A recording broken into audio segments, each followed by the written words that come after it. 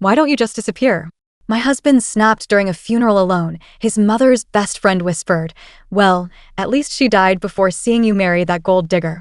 He looked at her, turned to me, and said loudly, "Tell everyone what you found in her will. Love." I pulled out a copy, read it, and watched her face turn ghostly. My name is Lorna Mayfield. I'm 52 years old, twice divorced, no kids. I work part-time as a home stager in Boulder, Colorado.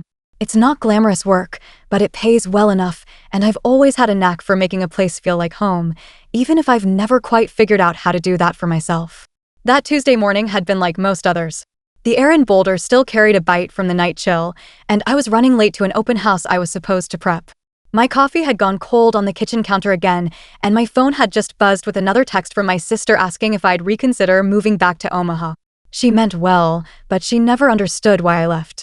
Why I couldn't stay in a town where everyone knew the details of your life before you'd even live them. Anyway, I never saw myself getting married again. I'd done it once too young and once too bitter.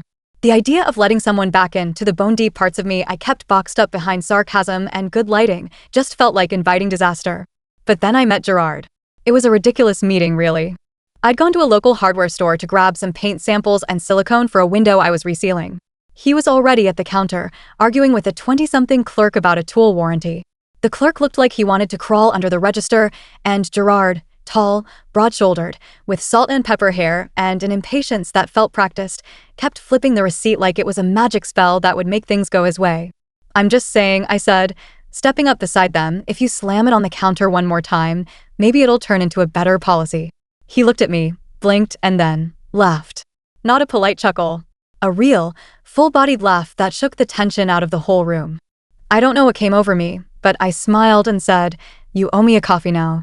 He bought me one right then and there, at the greasy little cafe next door. We talked for hours. About nothing. About everything. About how both of us had stopped believing in fate, but still believed in timing. About how sometimes the right people find you when you're not even looking. Gerard owned a custom cabinetry business. He was meticulous, quiet, and kind in a way that didn't need to announce itself. I fell for him slowly, like warm honey. No explosions, just certainty. When he proposed, it was in his workshop, surrounded by sawdust and the smell of varnish. No big speech. Just a simple, "You want to do this with me?" I did. His mother, Miriam Brandt, was a different story. She welcomed me with a tight smile and a cold cheek. Always gracious, always poised, but there was something beneath the surface. Something coiled.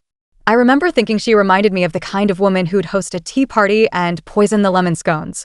At dinners, she'd ask me questions that felt more like traps.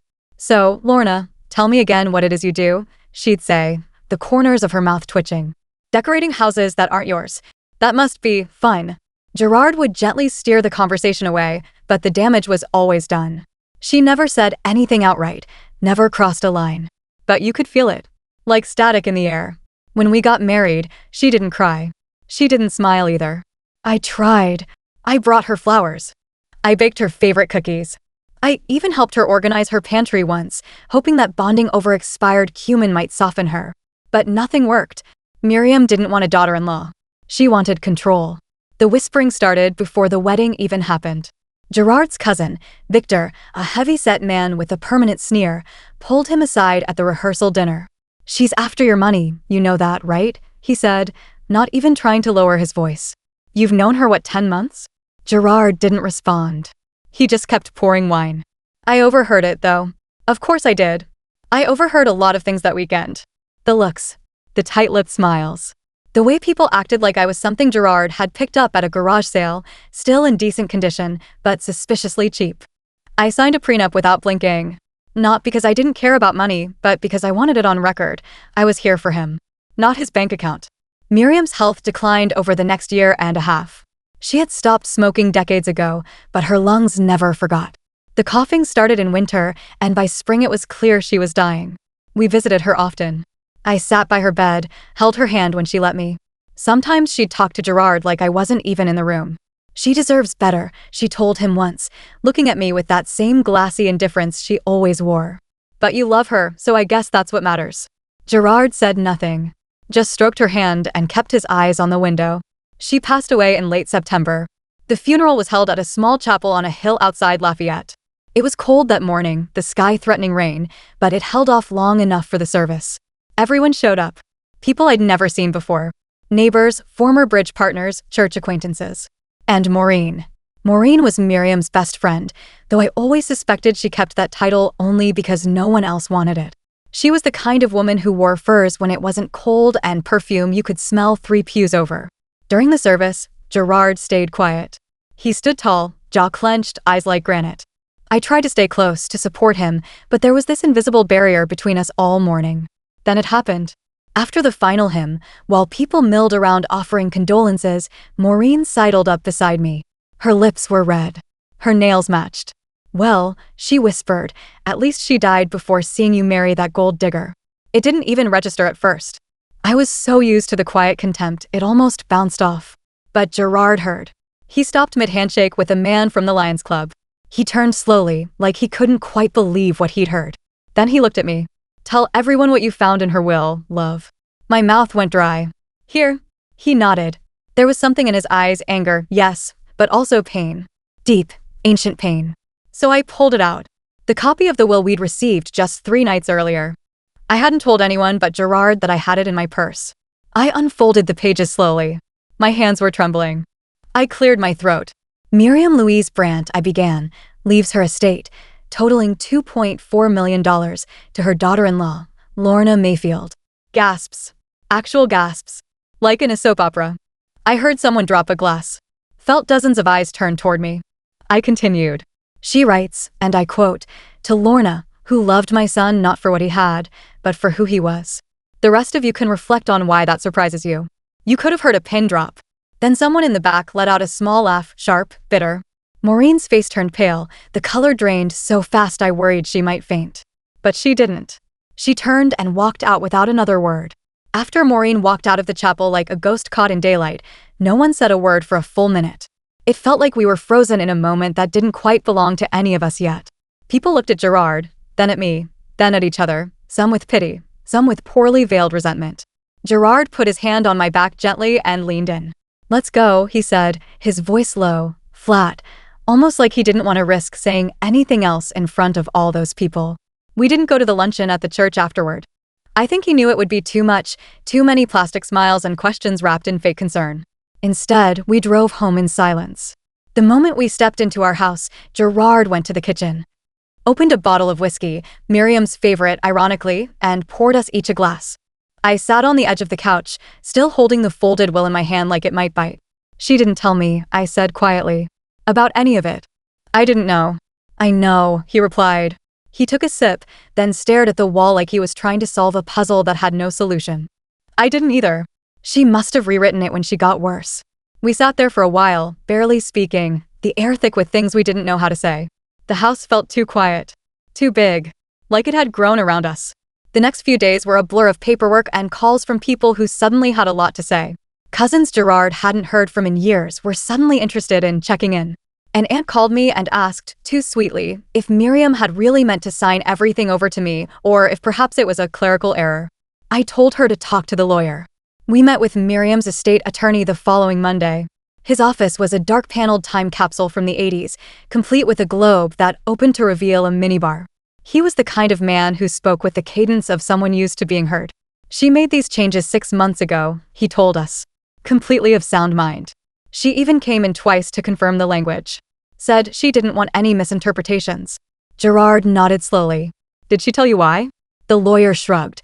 "She said something about watching people more closely in her last days. That death makes clarity a necessity." I didn't say anything, just stared at the desk. The lawyer slid the paperwork across to us to sign for the transfer of assets, and I felt sick to my stomach. That night, Gerard and I sat on the back porch in silence, listening to the wind move through the dry October leaves. I turned toward him. "Do you think she meant it?" I asked. "Really?" He took a long time to answer. "I think," he finally said, "she never knew how to say she was wrong. So she did the only thing she could.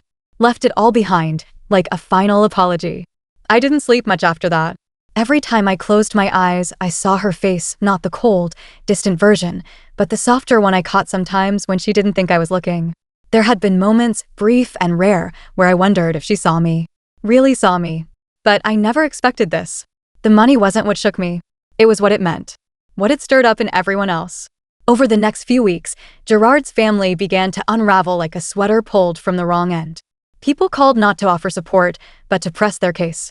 She never even liked you, one cousin snapped on the phone. It doesn't make sense. She must have been confused, another said. We're thinking about contesting. Gerard told them all the same thing. It's done. If you want to take it to court, be my guest. None of them did. Not yet, anyway. But the tension lingered, thick and sour, always waiting around the next corner. Then came the letter. It arrived in a plain white envelope, no return address, just a single sheet of paper typed in an ugly Times New Roman font. You might have fooled her, but you haven't fooled the rest of us. We know what you are. And we'll make sure everyone else does too. No signature. Just that. I showed it to Gerard.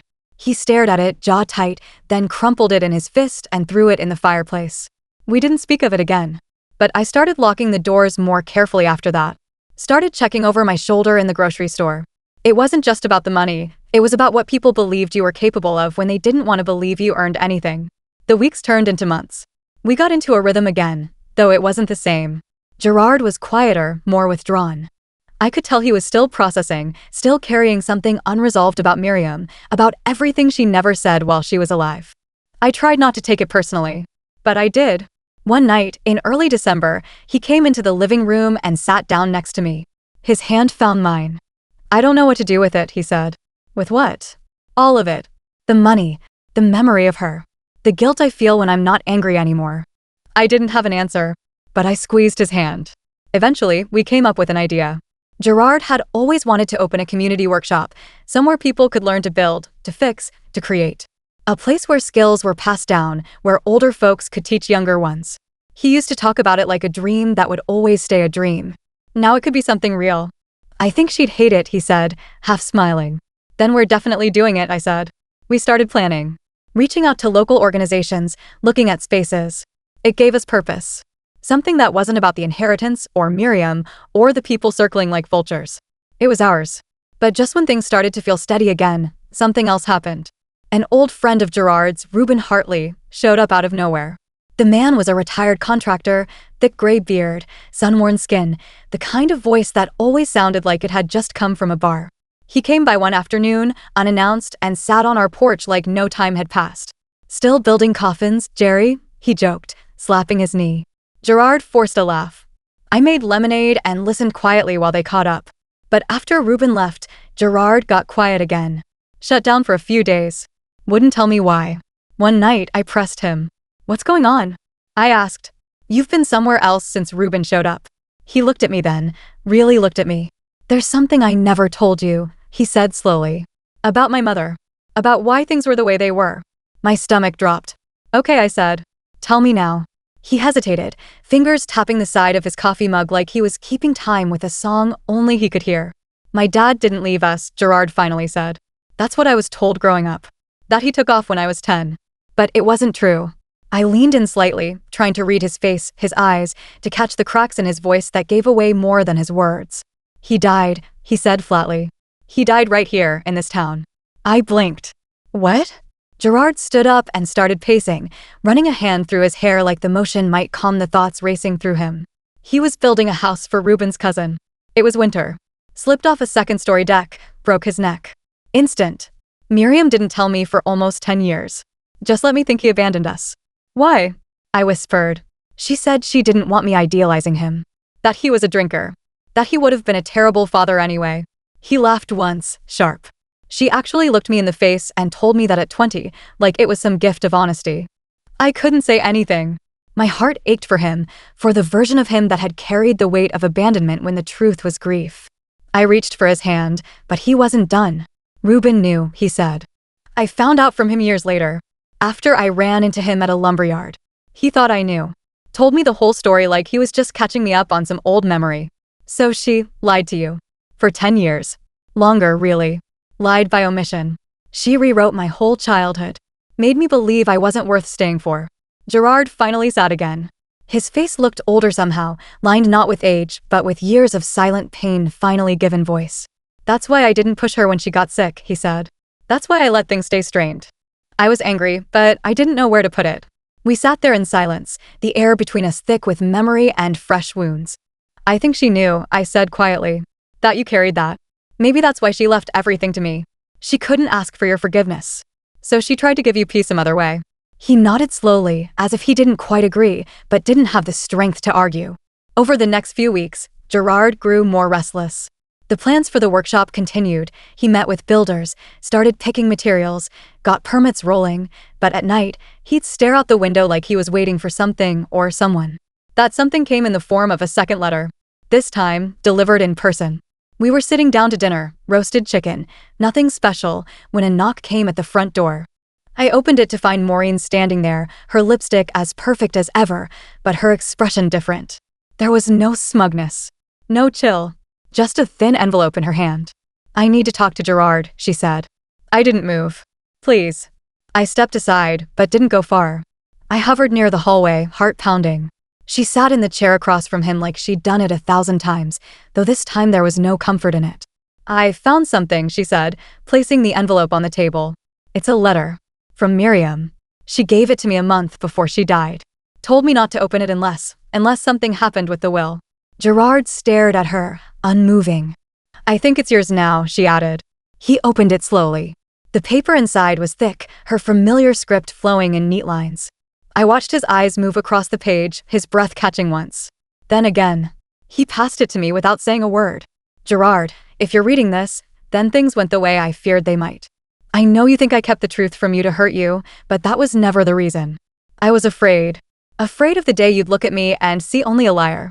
Your father did love you. He wasn't perfect. He drank, yes, and we fought. But he wanted to stay. I was the one who told him to go to that job that day. We needed the money. He didn't want to go. He died because I made him. I've lived with that. And I let you hate him because it was easier than letting you hate me. You chose a woman I couldn't understand. But she sees you. That's why I left her everything. I hope one day you can forgive me, not for the money, not even for the lie, but for making you carry it alone. I sat back, the words heavy on my chest. Gerard closed his eyes. A tear slipped down his cheek, slow and quiet. Maureen stood, her face unreadable. I thought you should know, she said. She wasn't always kind, but she loved you. Then she left. Just like that. That night. Gerard didn't say much. He sat with the letter in his lap, ran his fingers over the ink like he was trying to feel the voice behind the words. I wanted to say something wise, something comforting. But all I said was, I'm here. He nodded. And that was enough. But not for long. Because 2 days later, the estate attorney called. There'd been a claim filed by one of Miriam's cousins, someone we barely knew. A distant niece who lived out of state, claiming the will was coerced, that Miriam hadn't been of sound mind. And just like that, the storm began again. The claim from Miriam's distant niece, someone neither Gerard nor I had ever spoken to, wasn't unexpected, but it lit a fire under both of us.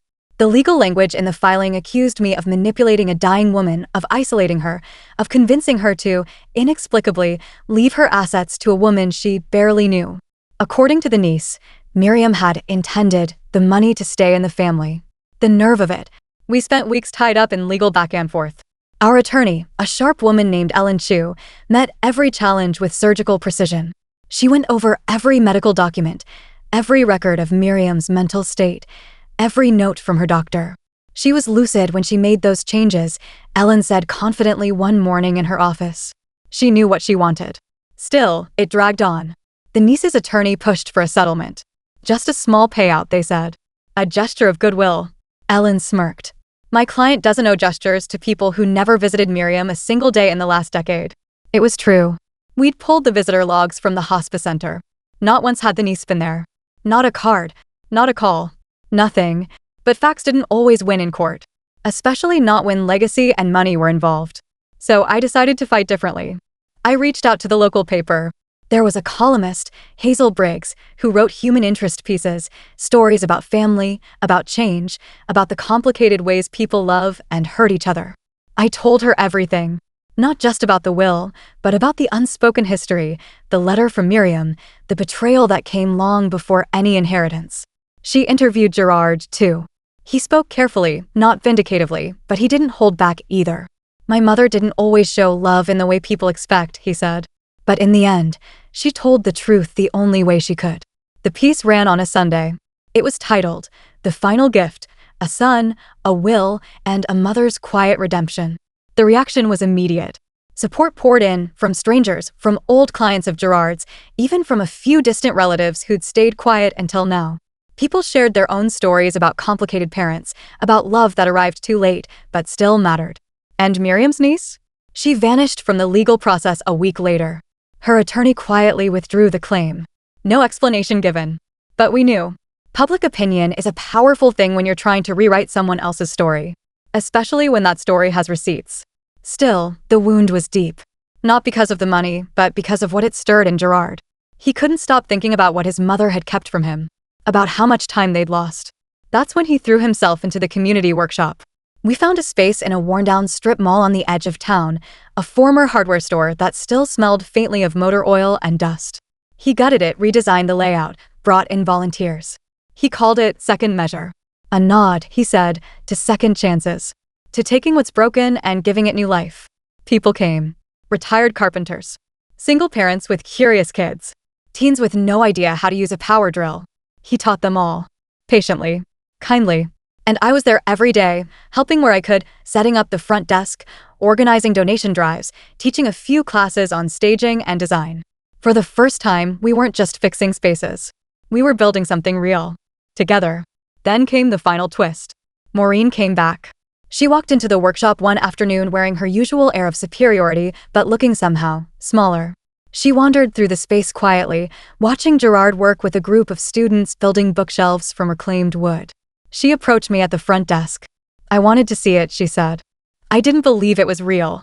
It is, I said. She looked around again, then down at her hands. I gave her that letter. I didn't have to. No, you didn't. People think I was cruel, she said. But I knew Miriam longer than anyone. And I knew she was capable of regret. She just never let it soften her. Maybe she finally did, I said. Maureen nodded. Tell Gerard, I said, he made something good out of something awful. And then she left. No drama. No backhanded comments. Just gone. Months passed. The workshop grew. Gerard smiled more. We didn't talk much about the will anymore. It sat in a fireproof box at the back of the closet, alongside Miriam's letter and a copy of the article Hazel wrote. We didn't need to rehash it. The piece wasn't loud, but it was present. Steady. And when people asked how we ended up here, how Gerard and I built something so rooted in healing, I'd tell them the truth. Not the story of inheritance, not the gossip or the drama, but the truth of a man who found clarity through conflict and a woman who refused to let people define her worth.